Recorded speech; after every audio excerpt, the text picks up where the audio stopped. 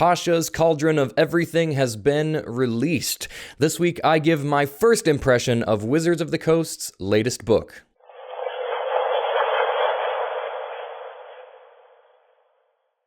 Hello players and GMs, I'm Reese, and welcome to another video by Jetpack7. Before we get started, I just want to remind you to please like, comment, subscribe, and hit the notification bell. YouTube is telling me that about 75% of the people watching my video are not subscribed to the channel, which is great because it means 25% of the people watching are subscribed, but it would help us out a bunch to get that number up just a little bit. So if you're watching this video and you are not subscribed to the channel but really like my stuff, it would mean the freaking world to me if you just take one quick moment to click the subscribe button. Anyway, let's get on with the video. I'm telling you, it takes everything in my power not to say let's get down to business and make the same Mulan joke I've already made in a previous video, but I'll resist for now. I just got my copy of Wizards of the Coast's newest book, Tasha's Cauldron of Everything, so I wanted to share with you all my first impressions of this book and whether or not it would be worth it to add it to your bookshelf full of way too many D&D books. Let me just start off by saying that everything I say is pure conjecture and absolutely not meant to be a criticism of the design team. If you've watched my UA review videos, you know that I've been a huge fan of this writing team, and I think you all should be too, because they've introduced a lot of concepts which I feel were massively lacking in 5e before now. It is totally fine to be critical of a designer's work, it comes with the territory, but I really don't like seeing people say that they just didn't do a good job or they didn't put enough work into it or something. Creating a book is a lot of work. It takes a lot of time, effort, and collaboration between many different people to create a cohesive book that is also simultaneously a collection of scattered, unrelated ideas. So it's fine to not like something they produced, but let's not pretend that these people didn't work their butts off to make sure it was good. And it is. I really like this book, honestly, so I personally think much of the criticism that I've seen is completely unfounded. It has 4 chapters: character options, group patrons, magical miscellany, and dungeon master's tools. The closest equivalent to this book in 5e was Xanathar's Guide to Everything, another big player content released from a few years back. So it's been a while since we've gotten a book this chock full of new stuff for just players. This one has 22 brand new subclasses, as well as 5 reprinted subclasses, the Artificer class, and a couple revised subclasses as well. This is definitely the meat and potatoes of this book, so let's go ahead and just discuss a little bit about Chapter 1. To start off, Xanathar's had 25 new subclasses, so this one just has a few less, which is fine because it consolidates a lot of the subclasses that were spread out between Sword Coast, Ravnica, Eberron, and Theros. I've heard complaints about the reprints, but I'm personally a big fan because anybody who wants to play as these subclasses now doesn't have to buy 5 books to have them at their table. You may be rather familiar with some of these subclasses from their previous Unearthed Arcana releases, but I assure you that they have changed quite a bit. Some of them have even just been switched from one class to another, so it's not like they just copy and pasted it from UA and slapped them into the book. From a general standpoint, I enjoy a lot of these subclasses. I think they are very well crafted, and several of them immediately made me want to play them, which I think usually means it's an awesome subclass. I'm not going to go into the specifics since the book just came out a couple weeks ago, but a few of the big standouts for me were the Armorer, Artificer, the Psy Warrior, and currently my favorite of the bunch, the Twilight Domain Cleric. Maybe I'm just biased towards clerics though. It's essentially a cleric of gods who protect you in the night. I'm not really sure how to describe it, but it has some super powerful and, more importantly, really cool features that have me itching to play it. Either way, these are only 3 of like 10 or 15 subclasses that I really want to play and DM, so the design of the subclasses definitely gets my stamp of approval. The thing is, they added more than just full subclasses for each class. They added a good amount of optional class features that open up your options as a player quite a bit.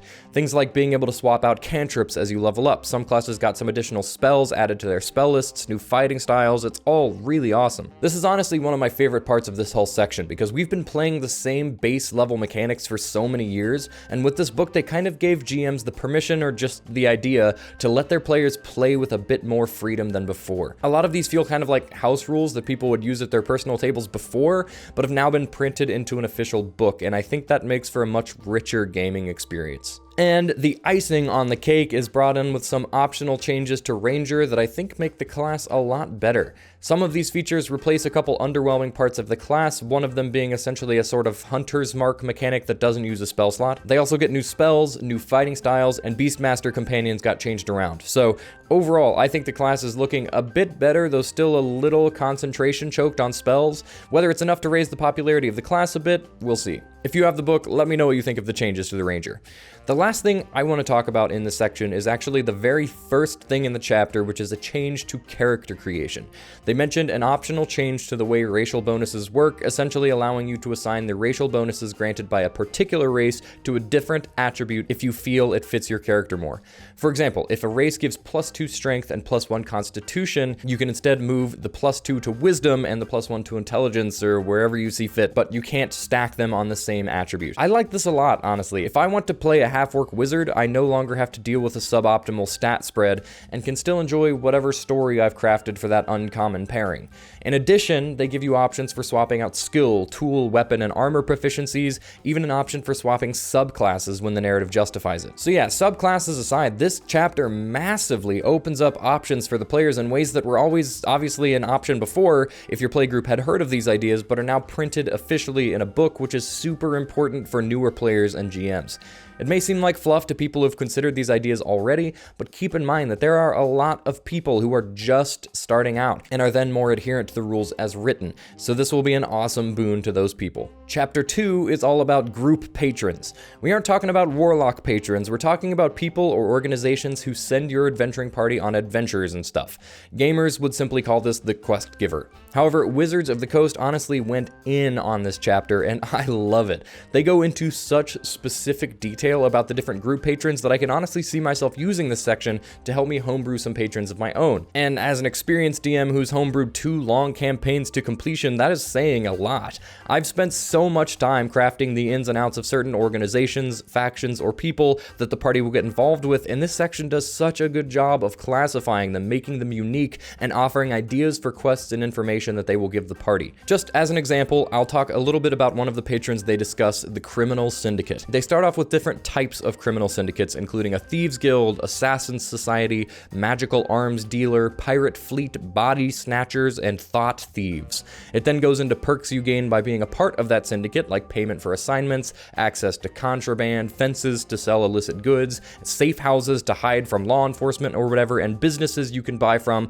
that will give you a discount as being part of that syndicate. It gives you a contact within the organization as well as suggested roles that syndicate members can fulfill. And it ends with 6 different quest types that syndicate members will often be assigned, like heists, gang warfare, and topple the powerful. So yeah, obviously that is a lot of information, and that is only one of the 8 patrons given, so there are a ton of choices for the GMs to choose from. There's even this little bit at the end about being your own patron, so you don't have to go to one of those organizations to make your own work. There's also a continuation of Wizards of the Coast liking the name Reese. This guy is in one of the photos, Guildmaster Reese, and I'm glad they think so highly of me, but most of the time when I play D&D, I feel a little bit more like this guy. There isn't too much more to say about this chapter as it is the shortest in the book, but I am super glad that they added this because organizations and factions are one of the things I really struggle with in DMing. It becomes difficult to give a distinct identity to each of the groups that the players interact with, and running adventures and quests for those groups is a great way to make them feel unique and actually different from one another. The 3rd chapter is all about magic items and spells. There are 21 spells, a few of which are reprints, and 47 new magic items, which you love to see. And they took a pretty dang creative route with a lot of these spells and items, in my opinion. A notable portion of the spells are summoning spells, which I'm happy about because I feel that there was a pretty distinct lack of summoning spells in 5e, and these let you summon any of the different creature types, so that really opens up the options. For the sake of it, I'll talk about one of my favorite new spells that they've added, a new 9th level spell called Blade of Disaster. This one kind of seems like what Mordenkainen's sword always wanted to be, but never could. It is a bonus action, requires concentration, and also creates a blade-shaped planar rift similar to Mordenkainen's sword. When you cast the spell, you can actually make 2 melee spell attacks, dealing 4d12 force damage on a hit. So the damage isn't massive yet, considering it's a 9th level spell. However, there's this bit at the end that makes it pack a much larger punch. It crits on a d20 roll of 18 or higher, and on a crit, it deals an additional 8d12 force damage for a total of 12d12. So there's a 15% chance that this thing crits, and you can attack with it twice every single bonus action. So the odds are pretty dang good that you'll get at least 1 crit in a fight, and it will hit like a truck. Also, it can pass through any barrier harmlessly, including a wall of force, which is a hilarious little turn of events if a powerful wizard thinks they've trapped the party and then this massive planar blade slaps them in the back of the head and evaporates them. The magic items in this section are also really cool, and rather than talking about all 47 of them, I just wanted to mention one idea that I've enjoyed very much. It seems to pull some inspiration from Critical Role, but it also gives me some original traditional Guild Wars monk vibes with the magic tattoos. There are a few different types, many of them having different levels of rarity depending on the power of the tattoo. One of the cooler ones, in my opinion, is the Shadowfell brand tattoo, which is a rare item. You gain dark vision out to a range of 60 feet, advantage on stealth checks, and when you take damage, you can use your reaction to become insubstantial and have the damage taken once per day. I think it's pretty important that these tattoos don't add too many super complicated ideas, so I honestly like that they've kept the effects pretty simple. I also just really love the imagery of magic tattoos, so yeah, I'm a big fan of these items. Overall, the addition of these spells and items will add some awesome variety to the game, in my opinion, and are definitely something you should allow your players to play with at the table. They're fun, don't feel particularly unbalanced to me, and will add some much needed variety to a part of the game that doesn't change particularly often. The final chapter is for Dungeon Masters. It has several different sections, all of which contain tools for the DM to use in their games. It talks about Session Zero, sidekicks, parlaying with monsters, supernatural regions, magical phenomena, natural hazards, and puzzles. I've seen a number of people complain about the Session Zero section, saying that it feels like filler, and that may be the case to someone who has already run Session Zeros in their campaigns before. But for someone who hasn't thought to do that, this section is honestly pretty helpful and in-depth. It goes into the details of what makes a good Session Zero, things that you can take care of with a single player before moving into the actual campaign. The sidekick section is cooler than I expected, giving you a few different sort of classes that can assist your party if they're missing a crucial piece, like someone who can tank damage or a bit of a skill monkey. The sidekicks get bonuses and features with level ups just like a player class would. It's just all a little bit simpler so that you don't have to spend as much time building that character. Parlaying with monsters is a brief section that essentially just tells you what different creature types want and what the players can use to try and bypass combat with that type of creature. This is something I wish people talked about more, because fighting every single relatively aggressive creature you can come across gets very samey for me, so I much prefer to allow my players to talk their way out of certain situations to not bog down the pacing of the game with excessive combat. Environmental hazards goes into different effects that can happen in supernatural environments, giving the DM reliable tables to choose from various hazards to throw at their party. Magical phenomena is pretty similar, it just gets even more specific with things like enchanted springs, mimic colonies, and magic mushrooms, which aren't what you think. Natural hazards are hazards that happen in natural environments, and then there are a whole bunch of puzzles. This is an incredible section of the book, honestly, and I don't think enough people are talking about it. The puzzles vary in difficulty, and they tell you if it's easy or difficult, and they're pretty good puzzles which aren't easy to come up with on the fly on your own. A good puzzle is one thing that I'm not sure a DM can really improvise, so having access to a section of a book that does all the work for you can be super helpful and entertaining for your players. The DM tool section is really, really awesome, and definitely something I'll be using in my games, so I of course recommend that all of you take a good look at it for yours as well. Overall, I definitely recommend people pick up this book. It takes a lot of content from a lot of different books and puts them all into one, so that you don't have to buy a bunch of different books, and the new content that's in it is definitely worth a look. Tasha's is a great addition to the D&D canon in my opinion, and absolutely an excellent book to add to your collection. Let me know what you all think of the book if you already have it in the comments below, and I'll respond as much as I can, but until then, thank you all very much for watching, and I'll see you around.